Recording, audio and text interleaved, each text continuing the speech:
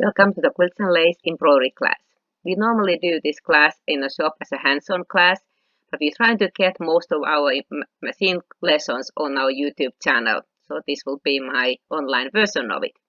In this class, we will cover lots of the basics on the sewing embroidery combination machines, embroidery only machines, and it also is applicable on the multi-needles, like the 10 needle, 6 needle, or the Alliance and the Persona single needle machines too. So any machine that can embroider, because we'll go through lots of the basics on this one, and then also a little bit just the editing features that we have in the machine. Okay, I am at my machine at the moment at home when I'm doing this taping. So I'm gonna go through some of the parts that are needed for embroidery. So obviously one of the things we will need is an embroidery machine, whether it is the combination embroidery sewing machine or embroidery only machine or even a multi-needle machine. So any of those ones this class will apply, any machine that can embroider. So I'm gonna go through the things that are needed. So especially when we have combination machine or even the single needle embroidery only machines. The embroidery unit is obviously the part that makes the machine to be an embroidery machine. But a couple things about handling this one. See, I'm lifting it from the main body on this one. You don't ever want to lift it from the arm. And there's even a little X over kind of hand that don't lift it from here, because this is the arm that moves the hoop in place when the machine's embroidering. So we can't lift that one because it'll just get off the tracks and require some service then. So never lift it from that arm, just always from the main body. And then other little tip also is that we have this, most of the machines, we have this little lever. When you store your machine, and especially when you pack it onto the embroidery cases, the embroidery unit cases, when you take the machine for service or to class, make sure you drop this one down. Because if you leave it up and then you pack it, then something hits it, that can break. We had to replace a few of these ones. So just a reminder, anytime you finish embroidering and you store the embroidery unit or pack it, put that in a down position. It needs to be, of course, down when we're embroidering, but when you insert the unit and take the hook in and out, that's when we have it open. So just kind of reminder on that one. This arm, we can move it when there's no power. That's a question very often we get, that, oh, did I hurt it because I moved it? When there's no power, when it's not connected to the machine, we can do that one. But when it is in a machine, when there's a power on, do not do that one. It'll jump the tracks on that one. So never ever power on, move it manually. So how does this go in the machine? We have a connector, and the machine has a opening. Some of the smaller machines, we may have a little lever, a little window that opens, so you just open that window and then that can be slid in. And I'm going to just take this one, get some of my pieces out of the way a little bit. When I'm going to put this one in, I'm going to just slide it gently. So if you feel any resistance, don't just bang it, because then it means it's not lined up and you can damage the connector. Again, we have had to fix some of those too. So no power needed on this one. This can take it very gently. If your level, especially these big machines, if it's not perfectly flat, well, I have mine on a collar cabinet and I lifted the little arm, the little table all the way up. So it's pretty level. And I even have a little mat underneath on my machine. But I can feel a little bit of resistance. So what I that time do is I just put my arm under the machine and just a little bit lift and push it in. See, I didn't need to bang it. So do not just keep hitting it if it doesn't go easy. It means it's not lined up and it wouldn't go easily in that way. The next part that is required with machine embroidery is the embroidery hoops. The manual calls it frames. Hoops or frames, the same name. And depending on a machine, you may get 1, you may get 2, you may get 4, you might get 5. So there are lots of different size hoops. My machine originally came with these 4. And this one is the smallest one that I have. This one is the 4x4, which really kind of looks odd because it doesn't look like a square hoop. Well, the embroidery area is approximately 4 by 4 inches. And when I say approximately, it is a little bit under 4 inches. Because these ones, all these hoops and frames, they are measured in metric. So this embroidery area would be 100 by 100 millimeters, which is a little bit under 4 inches. So if you have an embroidery design that is exactly 4 inches, so very, very, very close to 4 inches, your machine may say that put a larger hoop, because that hoop is not exactly 4 inches. It's a bit under. Again, that's a question I've been getting quite often.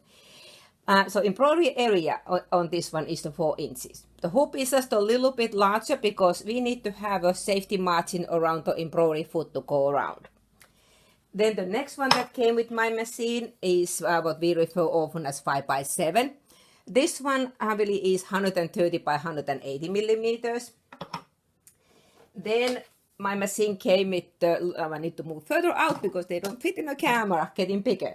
This one is the, we refer as 9.5 by 9.5, which is 240 millimeters. Some of these newer larger hoops, now the manufacturer now has even printed the little indentation, the numbers on this hoop. Of course, you could always take a little permanent marking pen and mark all the other ones too. But this, some of these larger hoops have it already marked. And then this one, I may have to take it all the way outside to fit into the camera. This on my machine is a huge hoop. It is the 10 and 5/8 by 16, which is 272 millimeters times 408 millimeters. It's the largest in the industry for the home embroidery machines. So this is one big hoop. So these 5 were the ones that came with my machine. And then when I got the upgrade 1 for my machine, I got one more hoop. And this one is a square hoop. It is a 10 and 5/8 by 10 and 5/8. It's a great one for large quilt blocks. But then I kind of like to have different sizes, because anytime you have the embroidery hoop just to be about a little bit bigger than your embroidery design is, you get the best results with your embroidery. And you also save stabilizer. So I have several other hoops that I have got on me during the years. The one that I really like is the 8 by 12. So this one, it is really 200 by 300. It's a nice size between, for my machine, going from these rectangular shapes hoops from the 5 by 7 to that really big one. So that's the other hoop I use a lot. And then I do like lots of the square hoops, so I have a couple additional square. Because my machine, I had the 4 by 4 and then that large 10 and 5/8 by 10 and 5/8. So I got me also the 6 by 6. Let me see, I cannot try to get in the camera, which is 150 by 150 millimeters. So it's a nice 6 by 6 square. And then I have also the 8 by 8 square. So I have a few extras. And then some of the ones I happen to have doubles. So 5 by 7 is a hoop I use a lot, so I have it twice. Those are the hoops that the manufacturer has made. There are, of course, additional hoops that can be purchased, and there are also some additional ones that I don't have, like a border frame, and I'm not sure if there's some, the really tiny little hoop also. So there have a few extra ones as well. But then we have third-party hoops. The Dime makes really nice magnetic hoops, and these ones, you have to kind of look the package to make sure that you get the one that will work with your machine. Because these ones have the same connector that goes on the machine as the standard hoops have. That way the machine will read this hoop and knows what size of hoop this one is. I have the 8 by 8. It's a great one for doing towels because it gives me a fairly good size of design, and it's a great for those bulky items. Another one would be for the quilting, to have one of the big hoops, and they have now them available even for this largest machine that is the 10 and 5/8 by 16. So we will need hoop, and then all other than Solaris Luminaire also came with hoop grids, or sometimes called templates or sheets, different names. Those have the little gridded lines, and they are very, very helpful for lining up. And I kind of miss mine not having those ones, but my machine has a camera and projection, so I have a little bit extra tools for aligning. But those grids are really helpful, especially if you have a machine that doesn't have a camera, because then you can align your designs exactly for using those ones when you hoop it up. The next item what we need is the embroidery foot. We can't embroider with our standard sewing foot because that one wouldn't let the fabric to move in the hoop. So very, very important that we will replace it. Again, sounds very obvious, but sometimes when we haven't embroidered for a while and we have got on this question multiple times in the shop that why is my machine not embroidering properly? And then turns out that the machine still had the sewing foot. So we will take the foot out. I'm gonna just take the foot first and then I'll take the ankle out. And this one I will need to use the screwdriver. Depending on the machine, you may have got on the multifunction tool, which has 3 positions. There's one, if I put it on the number 1 position, that's a great one for changing the feet and also the needles. And then we have a position 2, which is a great one on the machines other than Solaris Luminaire that will have to use the open the screws in the stitch plate to take the stitch plate out. Luminaire and Solaris, we just have a little lever that takes it off. So that's a great position for that. And then number 3, that one allows us to adjust the screws from the hoops. I take one of the hoops. That will just go over that screw, over the screw on the hoop, and then we can adjust that one to tighten and loosen. It's a great multifunction tool. So we can use this one. Or some machines will come this. Again, even if your machine didn't come with this multifunction tool, we sell these separately. They're really great tools. I have mine always on top of my machine. But then some machines may have come with this little tool. That's a really nice screwdriver. That works great on the screw and the needle screw also. Or then you may have had the screwdriver that looks like this one. This works really well on the smaller screws that hold in the angle. The high shank machines have this really, really large screw, so this doesn't fit very well on that one. But it is shaped for that smaller one, but it is a great one for changing the needles. So my machine came with this one too. And then there was a tiny little screwdriver. This is not the best to use with changing this. This is too small for that screw. That's used for something else, which I'll tell you later. So we will need to take the ankle out. So I'm going to use my multifunction tool. And then we also have in the shop, we sell this really nice screwdriver that if you have your machine that has that smaller rounded screw, the low shank ones, it will go over. It's a longer arm and it goes over that screw. It really is a great tool. I had that one for my other machine. It's actually besides some other machine that I use that one. I don't need to take the screw entirely out on most of the ones. I believe there is one of the older Quattro and Elissimo machines that if you put the laser foot on it, then it will need to be taken out. But I just loosened it a little bit to get the ankle out, and I will put these ones on top of my machine. That's my little safe place in there, kind of on that little tray. And then I need to put the embroidery foot. Depending on the machine, they look a little bit different. Mine has a W. Some of the ones that has a laser light may have a W+. Some machines came with that one, and it can be added for several of the larger machines. And that laser light foot comes 2 ways. There's one for the Aventura 3600 ones, and then there is the one that for the ones that have the larger screens. So you have to look the right one if you want to get the one with the laser light, little drop light. I could add it for my machine too, because I need to have it plugged in. So if you don't have a little place to plug the foot in, you know you can't use that foot. But it's a great one for aligning because it will you can show your placement for your needle on that drop light. But this is the foot that I use most of the times on my machine. That's the one that came with my machine. I took from my box another foot that every once in a while I see people using this one for embroidery. Do not do that. Sorry being so mean. Because this is not the embroidery foot. This one is a free motion quilting foot. Couple things. This one has an open toe. So if you have some areas that have a little bit more three-dimensional on there, or even longer stitches, some of the longer satin stitches, these toes can catch on that one. Other thing also is it doesn't have this little fancy lever, and what that does is when the thread is cut in a machine, when it cuts the end of thread or jump stitches, this arm moves, and what it does, it kind of flips that thread away from the bobbin area.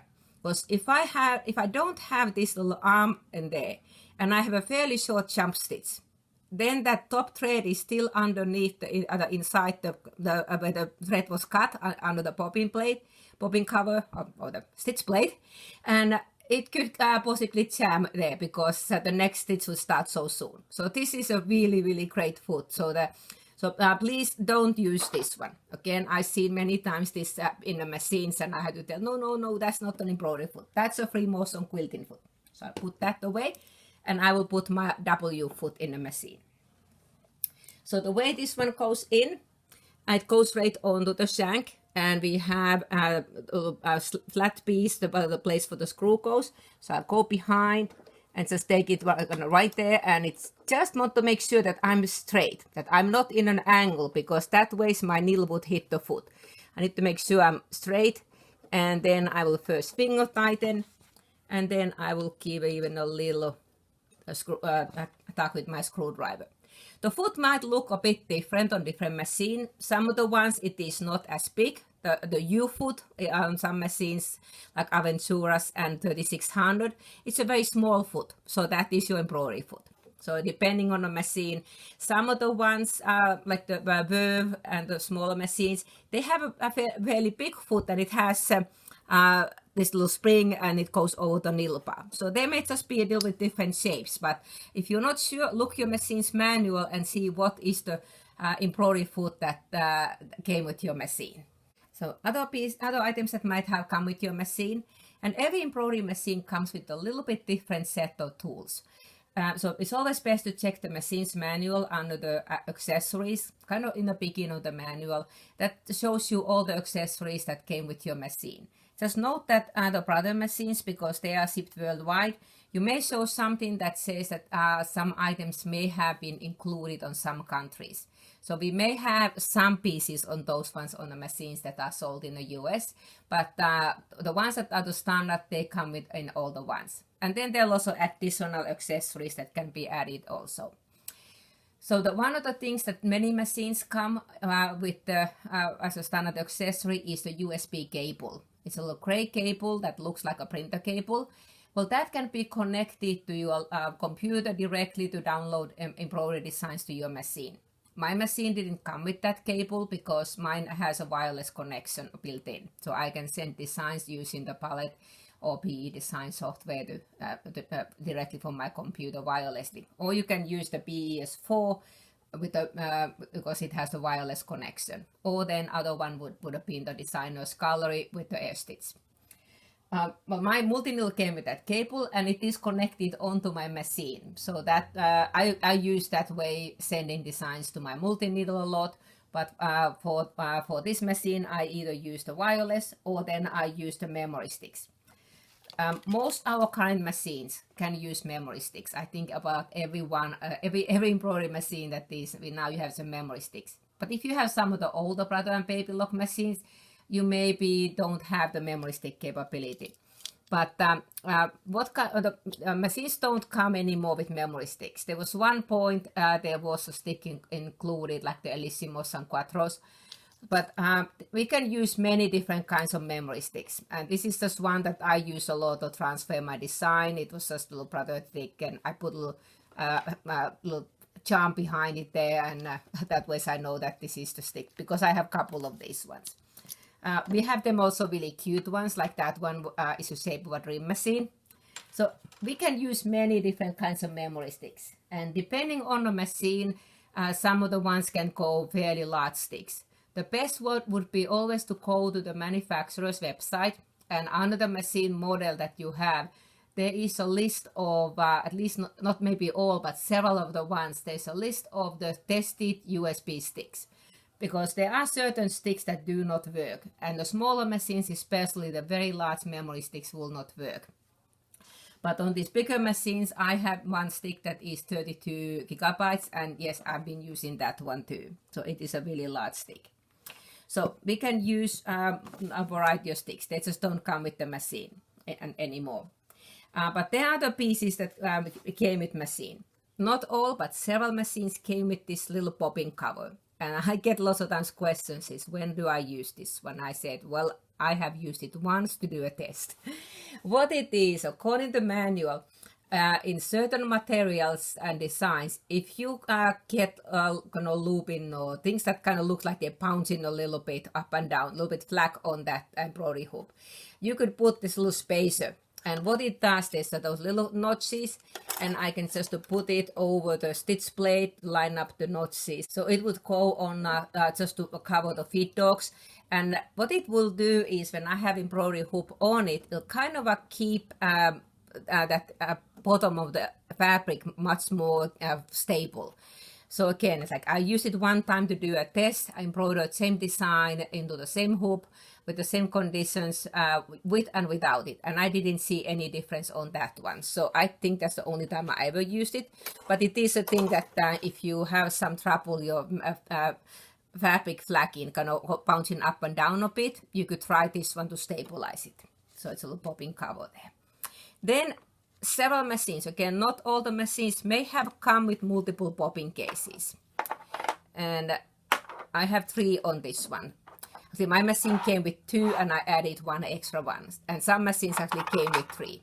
So the standard bobbin case that is in a machine that has that little green dot, kind of a sealed saying that do not play with this tension. This one is your normal sewing bobbin case. But it can also be used with the Brother and the finishing touch bobbin threads. Will give really good embroidery results. But you can also use with some other bobbin threads. However, certain other than those ones that came with the machine, the finishing touch or the Brother bobbin thread, you may have not enough tension for that one. That is why several machines came with an extra, they call it the alternate bobbin case, and there's a little purple dot. The original ones way back, the screw was and had a little pink paint on it, but now they have a purple dot inside. So this bobbin case has a little bit tighter tension. So if you have some of those other bobbin cases that other bobbin threads that that you seem to have look like a too lower tension in the bobbin area, try this one. And if you need, you can even adjust this one. And that is why this little screwdriver came in, because that is where we can use this one.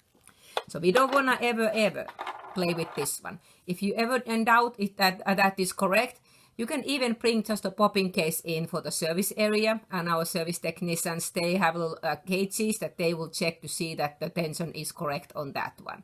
So if you ever have in doubt, they can then check it, and if needed, adjust it, and then they will seal it back. I used to joke that Alan liked to use the nail polish to seal it, and he liked Revlon. But Beth is a Mary Kay consultant, so now he uses Mary Kay nail polish. Sorry to be crazy. So anyway, we have not all machines come with the alternate bobbin case, but it can be added. And then some machines even came with the bobbin work bobbin case. Those are the machines that have a bobbin work embroidery designs built in. Mine didn't come with it, but I got one for me as an extra accessory. On the number 3 class, I do a little demonstration on how to use this bobbin case with the sewing side. And maybe one of these days I'll do a little demo about how to use it with embroidery. Okay, there's another piece that is kind of related for the bobbins that several machines came out. I'm gonna leave this one for here. I'm gonna talk about this a little bit later, so stay tuned on that one. But then the machines that have a camera, we have multiple sheets of snowman stickers, actually officially called the positioning stickers. These ones are used to align the embroidery design. We just put the sticker in the machine and we'll align the design. I'll do a little demonstration how to use these ones. So that is only on the machines that have the camera. And when you run out of those ones, we do sell them separately in the shop too. So don't worry about using your last one, because we get much more.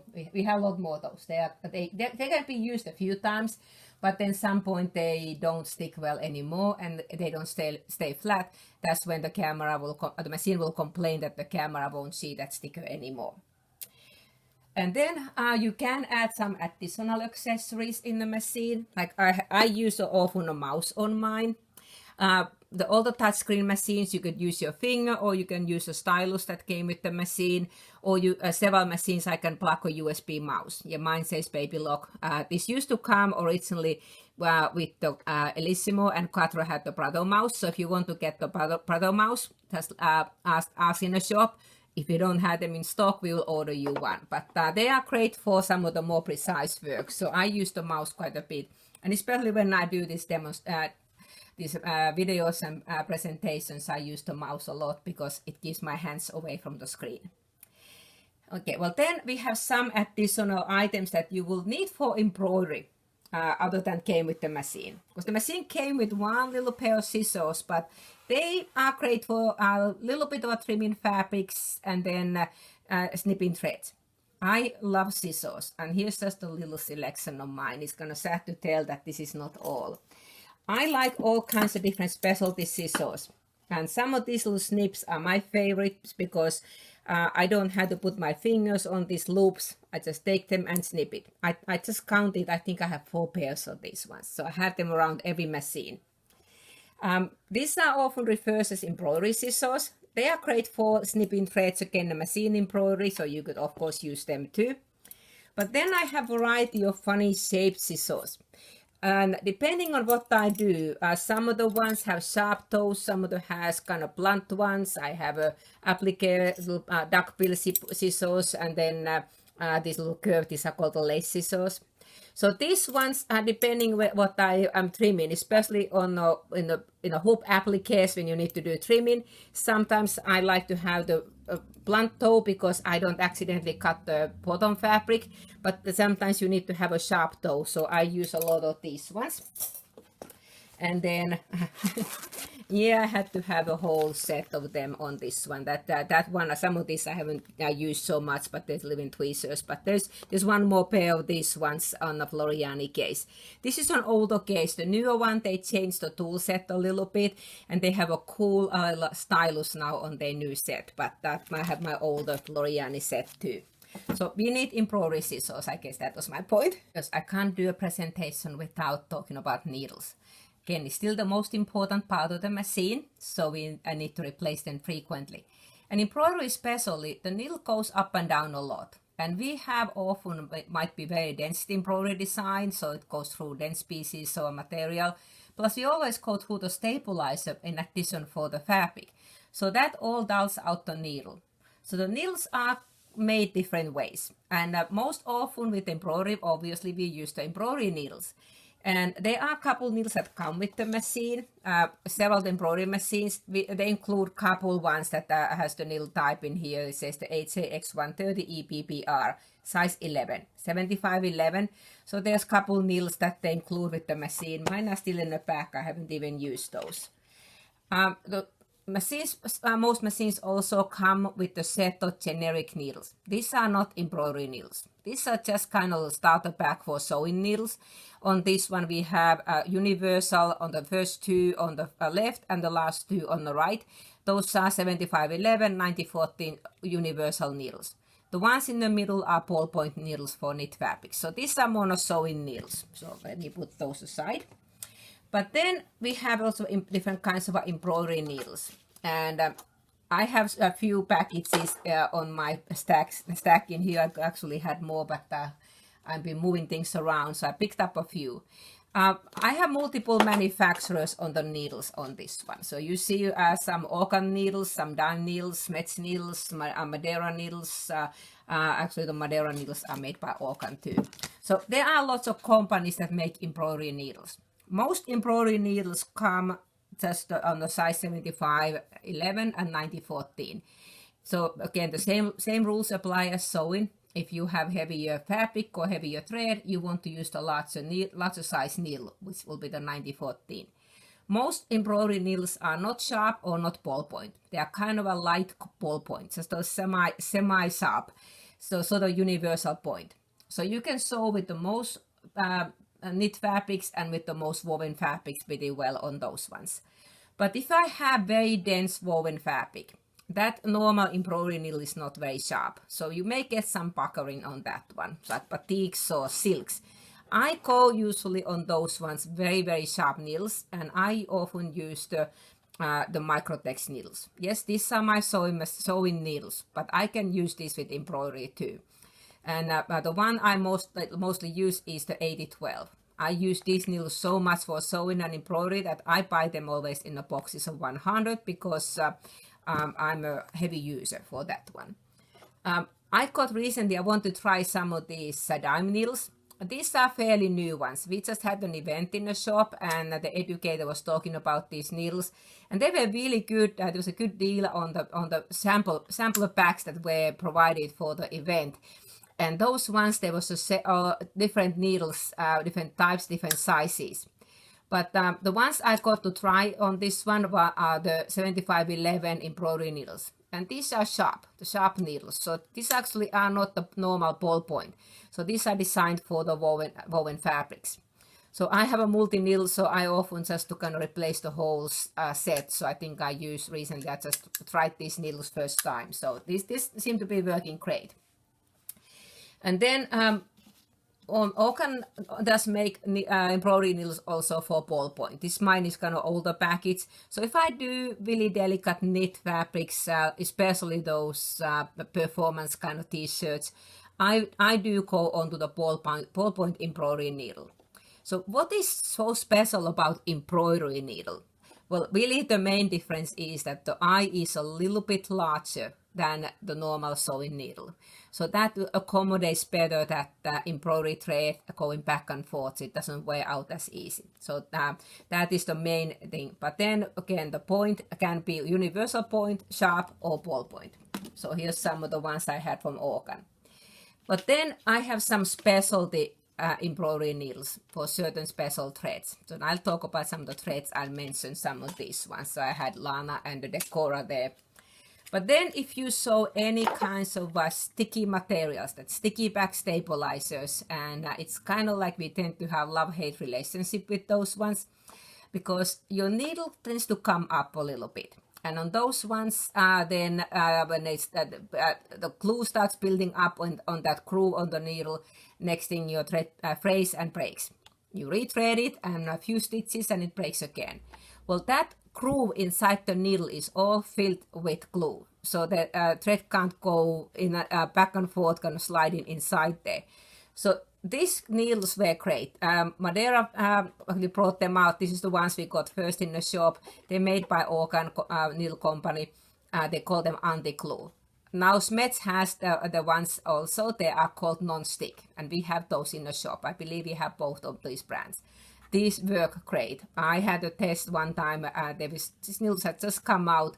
I was embroidering something that I had used multiple layers of sticky stabilizer, meaning I had applique and I had a couple layers of sticky stabilizer because my roller stabilizer was too narrow, so I overlapped on the area. So that piece section that I had, that extra overlap area, that is when my metallic thread was breaking constantly. So I put one of these needles, you can see the needle I used at the time, and oh my gosh, I got the difference. I didn't have a single breakage on that one. So these were great on the sticky materials.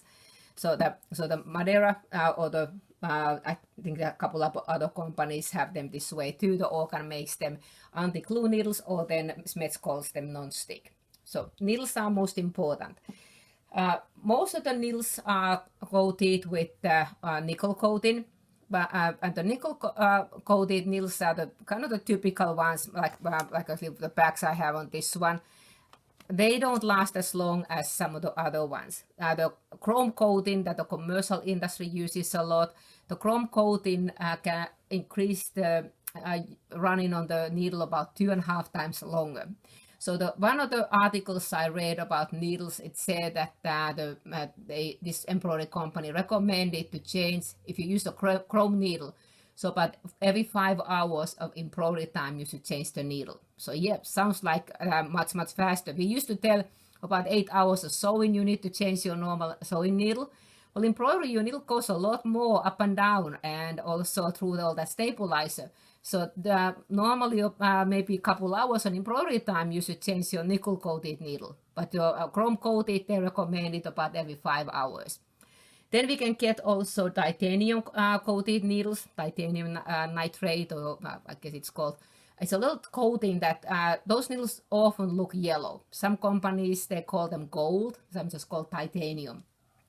The titanium coating adds strength for the needle, so those needles last about 5 to 8 times longer than your normal needles. So it's kind of like the same article that I read about the chrome needles said that the titanium coated needles last 5 times longer than your chrome coated needles, meaning those titanium coated needles, you should be able to run the machine 25 hours embroidery time with that same needle. So hopefully that gives a little bit of a description for that.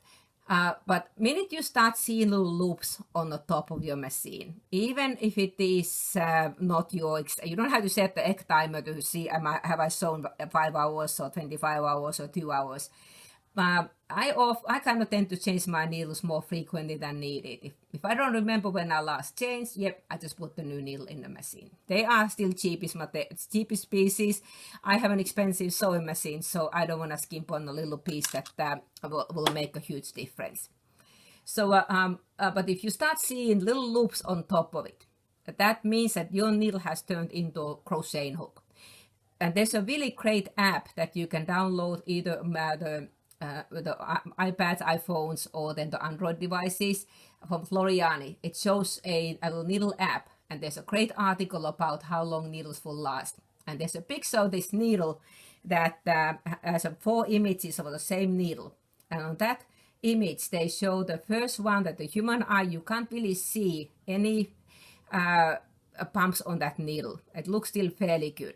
But when they enlarged it, you could easily see that needle had got really, really dull and also turned into a little hook. Well, that hook catches that slippery embroidery thread and pulls it a little bit on top side. Often we would get complaints saying that my machine's tension's off because I keep getting these loops. I said, nope, it's not that one. It's that your needle has turned into a crocheting hook. I did one time a really dense embroidery design. It was one of those majestic birds from Anita Q design. And I used silk fabric, and then it was really, really dense design. It had an applique on it. And I had started with the brand new Microtext needle. So one of these nickel coated needles that is standard Microtext. But I had put this one because of the silk fabric I was using. And towards the end of that embroidery, when I had layers among layers, because it had some 3-dimensional feathers attached, so when I was doing those last part of stitching, I could start hearing my needle kind of pounding. I stopped my machine, took that needle out and put the new needle, and it went quiet again. So in that specific project, it was less than 2 hours sewing time, but I had to change the needle in towards the end of the embroidery. So if you start hearing that extra noise that sounds like a needle's not going easy in, you just put in a lot more pressure on your machine's motor too when you are trying to hammer that dull needle into the fabric. So that time I replaced the needle in the middle of embroidery. Just a quick summary on the needles. I have some images of a few brands, some Smiths, organ needles, and then we also sell the Classe brand in the shop. So all of those will work. But here's some of the images and a little summary of this one. This is part of the handout that we normally keep during the class when we do it on hands-on class. Next thing I'm going to talk about the embroidery threads. Unlike sewing, we usually don't put the same thread in a bobbin in embroidery. Sewing, most times we have the same thread. Of course, not always, but most. In the embroidery, most times we don't use the pretty thread in a bobbin because we don't see that other side anyway. And then it's a little bit too thick for that one. There are some techniques that we use the same embroidery thread in a bobbin too, but most times not. Initially, when the embroidery threads came out, they were rayon. And I have a little example on this one. This is Jenny Huskins rayon thread. And then the next ones, we start to have them with polyester. And that is a question that I often get. Which one is better? And I always say that's not a fair question because it depends. Like most of the things in sewing, we have multiple things and lots of personal preference as well. The rayon is nice shine, a very soft thread, nice shine and soft. I use it quite a bit on heirloom sewing. but it is a lot weaker thread. So don't ever sew seams, that the construction seams with this one, because they're not very strong. They are decorative threads only. But then other disadvantage on those threads also is that they are not color fast. If I embroider something on a white towel or white t-shirt and I put it in a laundry with some bleach, that thread most likely will fade out. The polyester embroidery threads, they didn't used to be so shiny as the Floriani now has. Floriani is a very shiny, pretty thread. Some of the other brands are not as shiny. But the polyester threads, they are a bit stronger, but they also color fast. So it really becomes a personal preference. But one of the things I use on my personal rule is that if I embroider something that I wash a lot, like t-shirts and towels, wearables, I put polyester on those. Some of the heirloom items, things that I know that I maybe will not wash as much, I may use the rayon thread. So I still use both. Then, of course, some of the embroidery threads come in variegated. This is the exquisite thread. It's very pretty variegated thread, and that is a polyester. Floriani, we have some of the ones that they are rayon variegated. And then other brand we carry in the shop is the Madeira. And then we also have in the shop a couple other brands. If you don't like the shine, then you could use the matte threads. And there's the embellish. We have the whole set of the embellish matte threads. That way it's an embroidery thread but doesn't have the shine. And of course you could still use a cotton thread also in the embroidery if you don't want to have the matte look. Well, most of the I'm going to put this another example of the just on the variegated. This is from Superior Threads. So you see lots of the spools come on a cone shape, but there are some spools that come on this kind of standard type of shapes. Another one is the sulky, still have these little smaller spools. So remember that if you use some of these spools, to use the spool cap. Because some of these ones, this doesn't have, but some of the older versions, they had even a little slit. But sometimes these are not very smooth. So that way I need to make sure that I put the cap that is a little bit larger so that the thread gets directly out of the way. On this sulky spool, I would use this spool cap. Just a little bit larger than my diameter of the spool. Same rules as we do it in the sewing. And if you use those cone shapes, you don't want to put that spool cap on those ones, because if I put the standard spool caps on that one, it's larger than the diameter and your thread can get caught. And especially if you put the medium or large cap. So with these ones, you need to use this tiny little one. I used to joke that this was our best-selling item in the shop because they were kind of easy to lose, so people often bought an extra one. But these just go nicely on the top inside these cone shapes. Pretty much doesn't matter what brand it is, they just go nicely in. So it doesn't catch the thread when the thread comes out of this cone shape, but it will keep your spool in place. So if you use the spool caps, make sure that you use these little ones on the cone shape ones. Well, then these threads that I first showed, all of those ones that I've been passing kind of towards the right side, these ones are referred as to be 40 weight embroidery threads. Most embroidery designs are made for 40 weight embroidery thread. That means that when we have a fill stitch or satin stitch, it covers the stitches, the background very nicely with stitches. But we also sometimes may need to have a bit thinner thread. One example is if I'm sewing on letters, if I do some lettering, like on this one, I had sewn using some of the small built-in fonts in the machine. I sewed it with the normal 40 weight embroidery thread. It gets a little bit hard to read because the thickness on the thread. Then I took a thinner thread, 60 weight thread, and I embroidered the exact same design. All I changed was the 40 weight to 60 weight and the text and embroidered it. So it's much easier to read. The other times that you may want to use that 60 weight thread is that if you want to do a little bit softer freestanding lace. So it will just have the same amount of stitches, but it will be a lot easier to read. There was something, one embroidery club, we had done a recipe towel, and I had sewn it on a piece of linen. So I did some tests that time before I sewed the towel. So I just took a couple lines of the recipe, and I sewed it with even thinner, 80 weight There's a Quilter Select 80 weight thread I used on that one, and I showed this one, and then I showed it with the 60 weight, and I used on this one the standard bobbin case. Remember I talked about we had a standard bobbin case, but then I put the with the alternate bobbin case, which have a little bit tighter tension, and I showed these other 3, and I used the 40 weight thread, the 80 weight, and 60 weight. And actually turned out that the one I liked the most on this one, I used the 80 weight thread on the top, so even thinner than the 60 weight, and then I put the alternate bobbin case a bit tighter tension, so this design looks much better.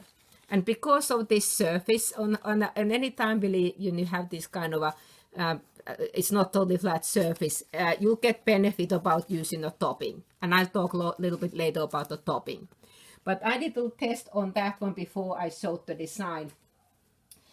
If you want to have a little bit thinner thread with especially leathers or more intricate designs, even outline on, like lots of designs may have a black outline, putting that thinner thread makes much nicer looking outline than the standard 40 weight. I have an example. This is the Floriani one. It was called the Microthread, but now it's called a bit something different name. It's under the Embellish brand, but it's the same thread. We have all the colors in the shop on that one. So when you look these 2 spools from the Floriani, they both had 1,000 meters on it. You see how much thinner this thread is because it looks like it's a lot smaller spool, but they have the same amount. It's just so much thinner thread. This one is sulky, and they have some variegated ones also. So that's another 60 weight thread that I had from there as a sample. Well, could I call something bigger than 40 weight? Well, yep, I have used something on this one is a Madeira Clamo. And there's a little sample in the shop that I had sewn some embroidery designs with this one. The important thing is that when you use some of these heavier threads, now we need to remember the rules. When you have a heavier thread, one thing is we need to have a larger needle. And this one, there's some needles that are specially made for this thread. Like this package of threads that I caught, this Clamo and the Decoras, these ones, they even came with their own packs of threads. So these ones have much larger eye. You could most likely use the metallic needle or top stitch needle on these ones too, because they have twice the size of an eye. Other thing to think about with this heavier thread is the embroidery design. Here's another really thick one. This is the Madeira Lana. And this one, I have needles that are made for that thread. And see, these are 110, that's 18. Really, really large needles, because this thread is really thick. Well, what would I use? I'm going to talk about first on this one, this Madeira Lana. Well, here's a sample that I have sewn a little Scotty dog. The white thread on this background is that Lana thread. So it's a dull thread. It's partly wool, partly acrylic. And if I brush this one, it looks a little bit more like fur. So sometimes I don't want to have that shiny. This looks then much more like a little Scotty dog. But because that thread is so much thicker than your normal thread, this design was specifically made for that thread. So the density on this design was much looser. So if I had put my ordinary embroidery thread on this one, you'd see the background on the fabric quite a bit. So that is important, that if you go into those really thick threads, you need to make sure that your embroidery design is made for that. Because here's a little example that long time ago I sewed out. It was just, I believe this design is still available as a download from the Brother website. You can, also some machines came with this design. But I embroidered this little teddy bear with your normal 40 weight threads as the design was digitized. And then I used any part of the face. I thought I'm going to put that Lana thread. So I used 2 different shades on that one. And then when I started embroidering, well, it became very, very dense. And whenever the highlights started to go over it, I got into a bit of a trouble in the machine. So I kept this as a sample that shows that whenever you are, if you are taking a design that was digitized for your 40 weight threads, you can't just put, most times, you can't put your really thick thread because it will cause trouble. I could take this one into the software, this design, and change the density. Also, some of the larger machines, we can reduce the density 20%, so that might help somewhat. But typically the best thing would be to take a design that is already digitized for that one, or then use that thread with a very open design. This was just a very open quilt design, so I used that Lana thread, and it worked okay because it wasn't stitches besides stitches. So those were just examples to show why it is important that your design matches with your thread.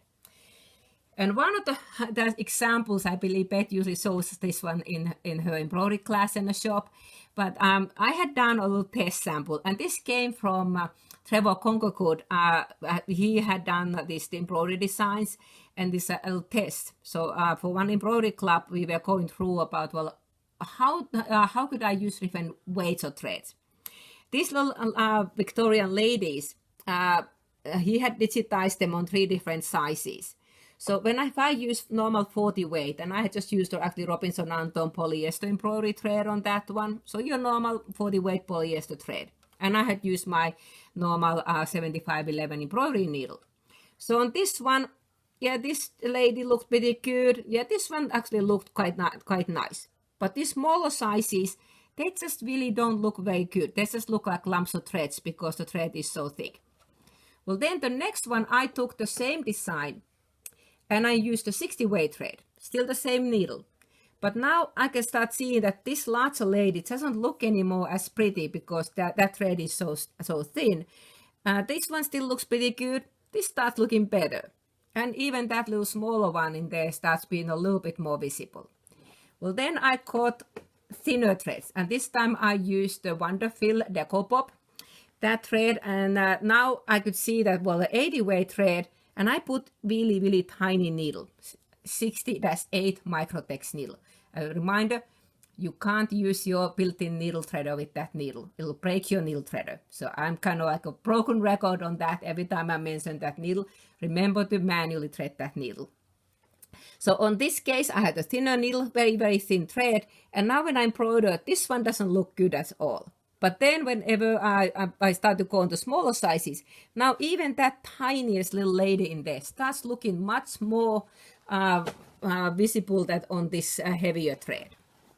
And then I had one more. I happened to have even 100 weight thread. This was another Wonderfill in Zafil. So that one, and yeah, this first one doesn't look good now at all. It's just it is too open. But this tiniest lady, I can see all the detail on that one now. So it just shows the difference on what the weight of thread. Because then I had to go the opposite way. That just can't stop testing. I took 30 weight thread because we also have 30 weight embroidery threads, and that was a Wonderfill Mirage that I used.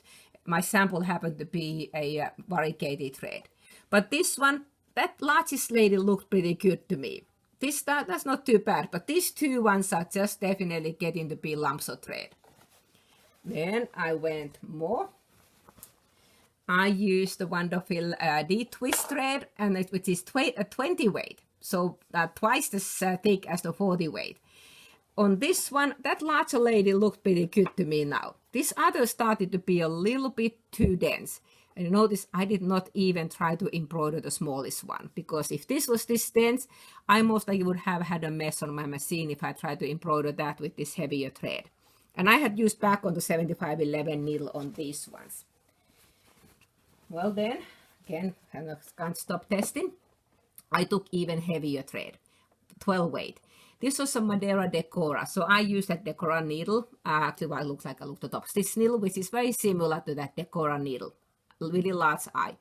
Well, actually what I did, you kind of start seeing the ladies are getting bigger.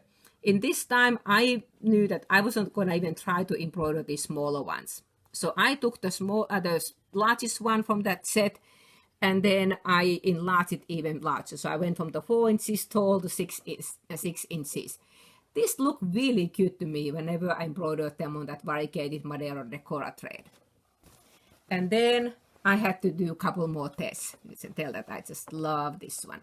I used the 12 weight on a cotton thread on this one, and then I used a 12 weight metallic, which was the one that I showed that little sample earlier, this thread.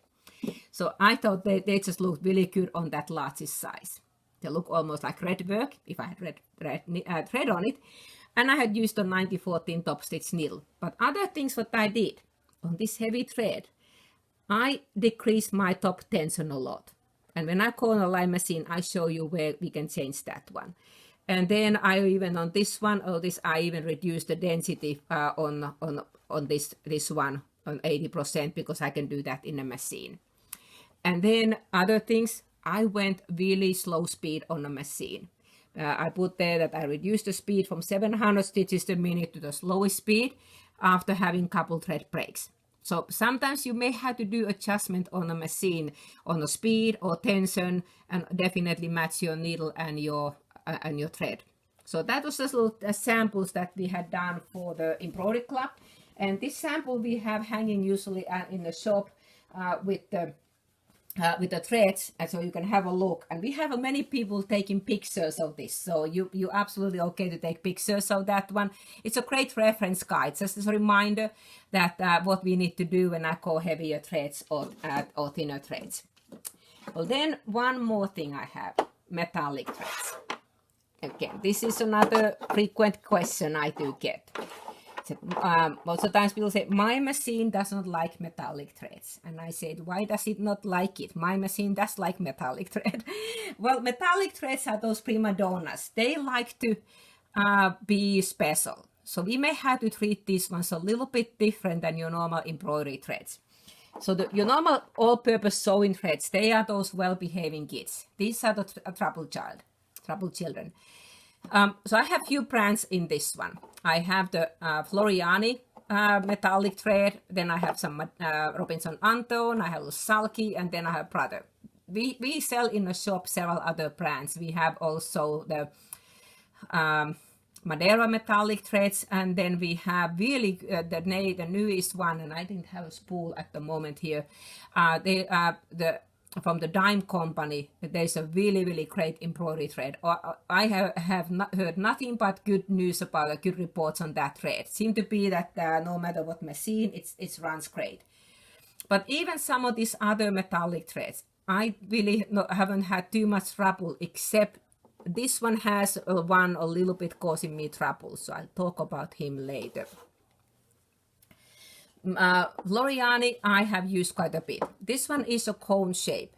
So on this one, the best way that I have found out to run this one is in a little bit longer distance.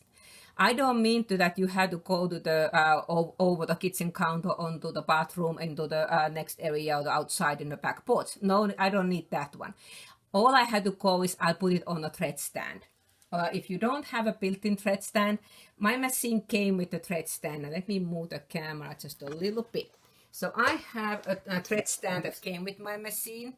So I usually use that one to stitch. So I would put this one on the thread stand, take it onto the antenna, and then thread it from there. Some of the machines you can add the thread stand, or then we sell separate, something that sits on a table. But here's another little tip that actually heard it from the Floriani educator. The Floriani spool, you put it upside down. Do never ever, don't put ever these ones upside down. They will just fall off the spool. These ones you run the right way up. But the Floriani metallic, when I put it upside down, it changes the kind of the spin, how it comes out. I have a quilt that I used 3 of these spools on that quilt, and I did not have a single breakage. I used some of them on my dream machine, and some of the ones I used on my multi-needle. So I have had good luck with that running this way. And then again, I'll just thread it normal. Anytime I use metallic thread, I will usually run my machine a bit slower speed, and I also reduce the tension from 4 to 3. Again, I'll show later where that goes. Well, then these couple spools, these ones are wound differently, because the Floriani spool and then pretty much all the cone shapes, these are cross wound. These are kind of crisscross. They like to have the thread come out when the spool's not spinning. Again, doesn't matter really if it's horizontal or vertical or upside down. It's not the spool's not spinning, it's stationary. But these ones, let me take this one in here that I wrapped around. Some of the spools I don't have those slot to catch it. I used Hugo's amazing tape. It's not a sticky tape, it's a kind of clings to itself, so it keeps my thread tails in place. This one is the Brother thread, and these work really great. The Brother embroidery metallic threads are really good. But these are more traditional spools. See, these are not crisscross. This is stack wound. So cross wound and stack wound. What this means, this spool I found that works best if it is spinning. Because the way they put the thread in a spool, whenever they made it, the spool was spinning. When on this one, they just wrap the thread around. So that is the reason this one I like to have spinning. Well, how do I have it spinning? Well, some of your machines may have come with the vertical spool pin or another spool pin that you can have it spinning. My favorite tool is this one that can be used with any embroidery machine, any sewing machine, and we can have it threaded this way. So on this one, and mine is the older version. The newer one has spaces for multiple spools. So I have like 4 different places. But this goes over the bobbin winder. And then whenever I thread it, my spool is spinning. So this is called thread director. So I use this a lot with any of these spools that have to be spinning. But do not put these ones there because they don't really work very well when they spin. They like to be non-spinning. Actually, these ones, if I would put it in there, it will get caught on that and I would have needle breakage right away. So don't use those ones with the thread director. But this kind of a one, this is another one that has to be spinning because this is called a sliver. And there's Superior Threads makes a similar kind of a flat thread. And I think there are some other manufacturers. But this thread is not round, it's flat.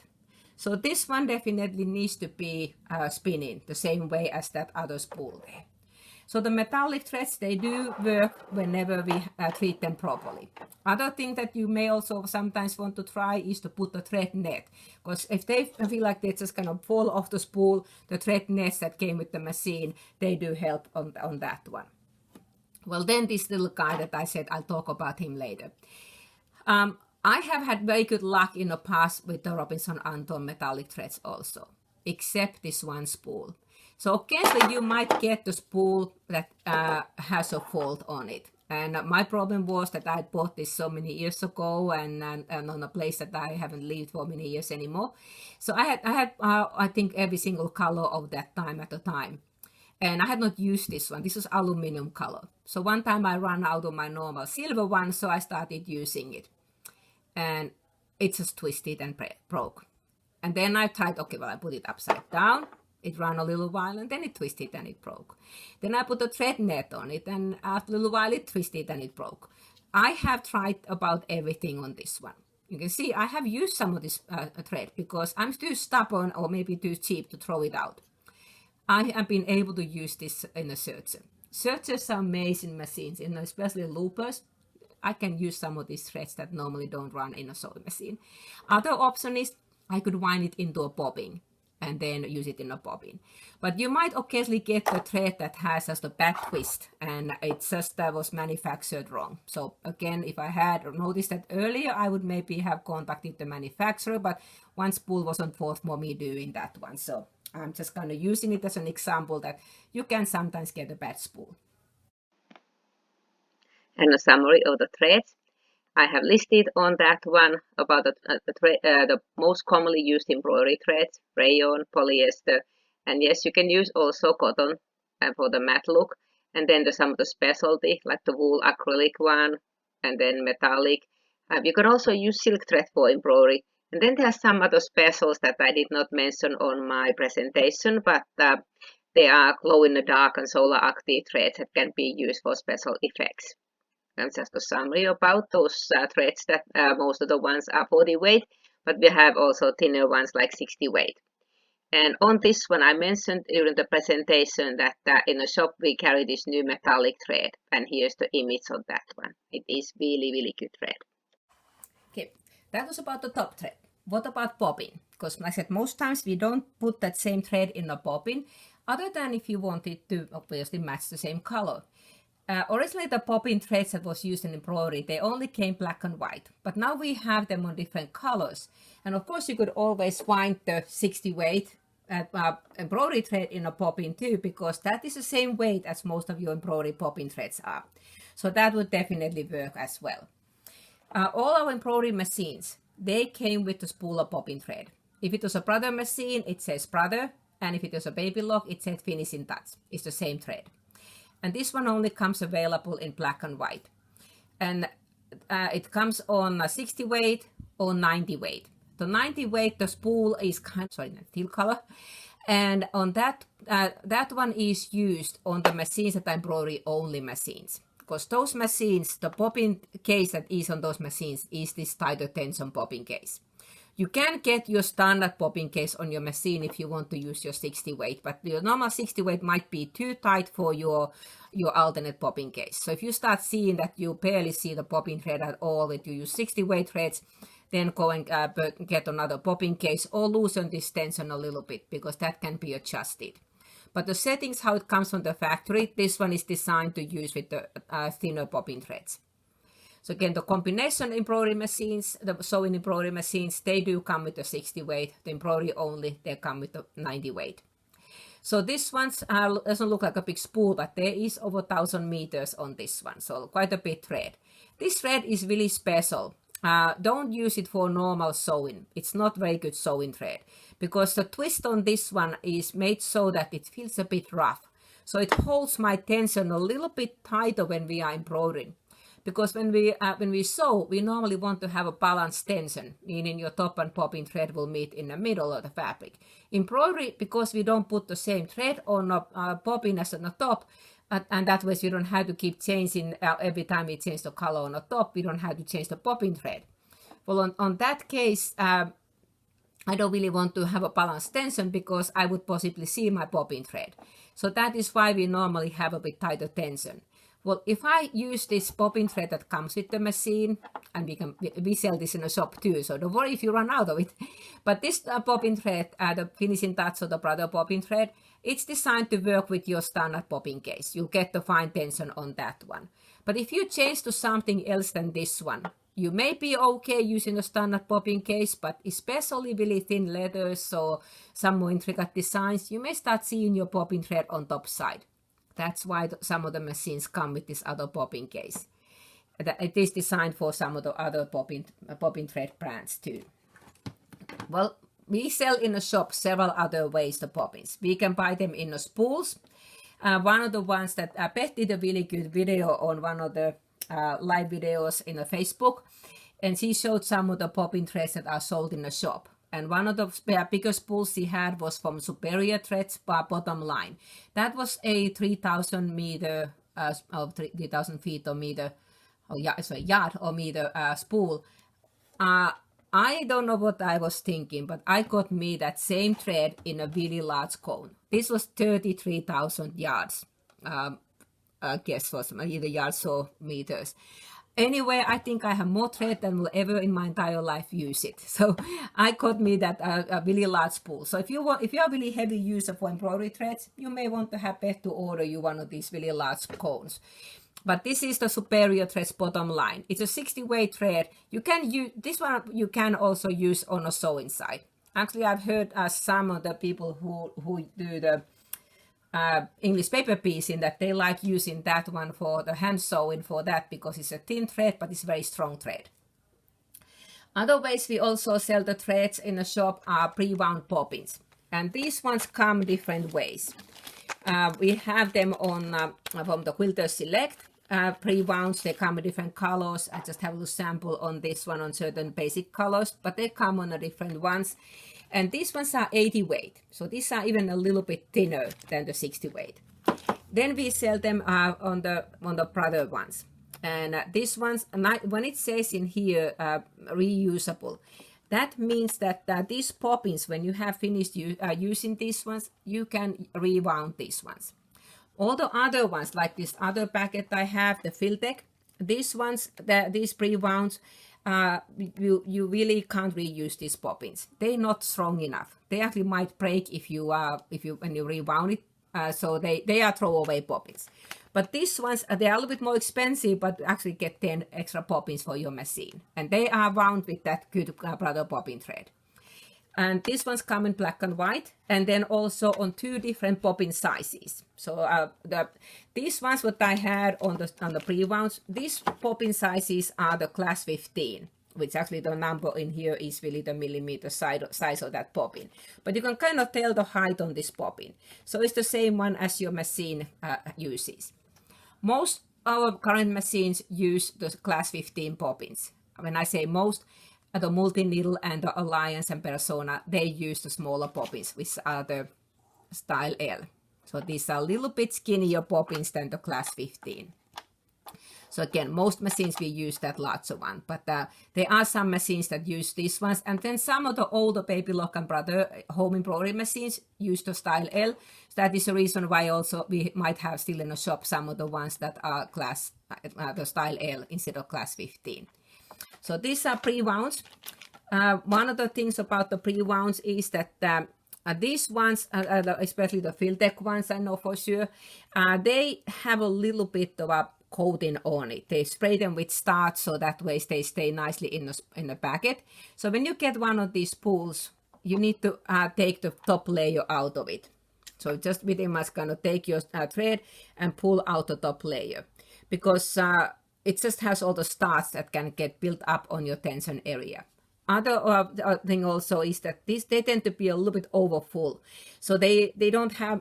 And what happens when you put the brand new really full bobbin in a machine, if you have a very short color run and the thread is then trimmed, you may not catch it may not catch the bobbin thread on the beginning of the next color, because this one fills the bobbin case so tightly that it doesn't have the space to really spin enough. So I usually take the top layer out on any of these pre-wounds. So I lose a little bit thread, but I tend to have less trouble that way. So this one I believe is actually the Quilter Select thread that I have a little spool in black. And I use this because they are so slippery, so I use these little clips. My machine came with 10 of these clips, and then Brother sells bobbins that you can get with these clips. Other option is I like using these bobbin bodies, so they're just great to hold these threads. Because on that my big spool, when I get it out of my pile in there to wind, I normally wound about half a dozen bobbins at the same time, and then I have enough to use for my embroidery. Well then, on these skinnier bobbins, and I have on my sample, I have the style L on the kind of plastic one and the cardboard ones. Originally, the pre-wounds only came this way. So I promised earlier that I'll talk about this little bobbin pin, because this can be a bit confusing. It came with a little instruction sheet. And one of the things, if you just read the header that says using pre-wound bobbins, and kind of said when using pre-wound bobbin not included on this machine, then you need to follow the steps on this one. You'd kind of think that, oh, if I'm using pre-wound, I need to use this one. No, this is only designed to be used with the style L pre-wounds, because like I said, these were the bobbins that were available originally only, but now we have them on class 15 too. So what this one does is when I put the bobbin, the bobbin on top of it, they turn out now to be the same height as my class 15 bobbins. Because if I just drop this style L bobbin inside the bobbin area, it's not tall enough. You'll get trouble. It's not gonna sew well. But this little bobbin pin just raises it the same height as my class 15. So this bobbin pin is only designed with the pre-wounds that are the style L bobbins. So in that case, I would most likely, on this one I know is really kind of horrible bobbin thread. It's that really slippery kind of a filament type that it doesn't work very well. Because if I put this one, it's just way too deep inside the bobbin case. So I would put that little bobbin pin first, and then I will put my bobbin on top of it. That way I will have it at the right height. But never, ever, ever use that one with the class 15. Because if I do that one, my bobbin's going to be sticking up too high. And you're going to have a really big mess on a machine, because my threads, my top thread would be catching on around this bobbin, every single stitch. So never, ever with the class 15 bobbins we use that one, only with these smaller ones. One note about the cardboard bobbins. These ones, your bobbin sensor will not work. on your household sewing machines. Multi-needle loves these cardboard ones. So those ones, the bobbin sensor will still work because it's a different way on the detecting the thread breakage and running out of thread. On the household sewing machines, if I put this one in the machine, the bobbin sensor, there's a little light that looks inside the bobbin, kind of goes through the bobbin. And minute that light gets through, meaning that there's no thread or, on that part of the bobbin, you'll get the alarm that your bobbin thread is running low.